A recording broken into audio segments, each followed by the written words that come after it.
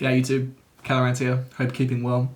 Today I'll be teaching you how to maintain the integrity of your landscape photographs while ensuring maximum engagement from your followers on Instagram. Hope you like it. Now it is a well-known fact among Instagram users that portrait photographs, in contrast to landscape photographs, perform much better in regards to being noticed and hence engagement levels. Makes sense though, right? Instagram is primarily a phone-based app and the majority of mobile phones are portrait-based. Even though a photographer's images may be incredible, they may not receive the appropriate attention from those who will appreciate the images. This is due to Instagram's cropping factor for its feed, resulting in landscape photographers being seen less and engaged with, which is in contrast to the 4 to 5 portrait crop that attains higher amounts of engagement. Utilizing Adobe Photoshop CC, I'll be showing you how to format and crop your landscape photographs so that they fit into the user engaging 4 to 5 crop. So let's get into it. Okay, so first things first, we have to create a new custom Photoshop document with the dimensions of 1080 wide by 1350 long. 300 ppi, which is pixels per inch resolution, is unnecessary for web usage. This is more so used for printing purposes, so when you're creating your template, change this number to around 72 or 96 ppi. These dimensions correspond with the 4 to 5 ratio.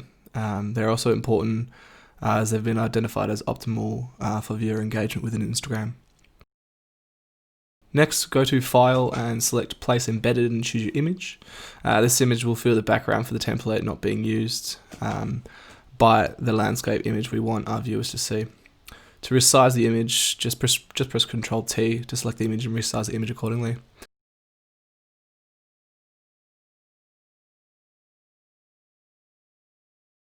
Next up, you want to visit your previously opened document.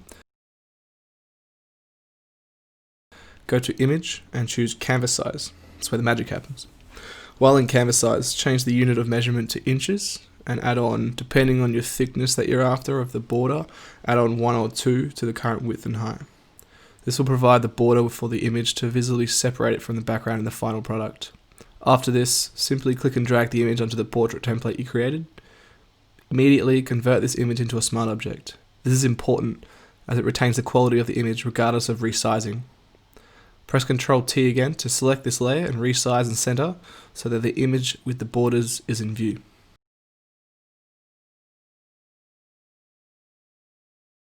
To further separate the two images, what I like to apply is a hue/saturation layer and then reduce the saturation of the background image to near -100 to essentially drain the color, which emphasizes and draws the viewer's attention to the main focus of the image.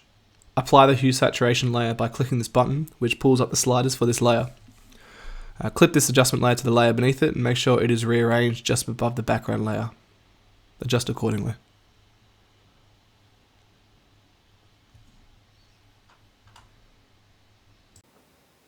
Thank you so much for watching this video, I do appreciate it. I hope you found it useful. If you enjoy me blabbering on about Photoshop and how helpful it is, don't forget to like the video and subscribe to the channel if you're not already subscribed. And hopefully I'll see you around soon. Thank you again.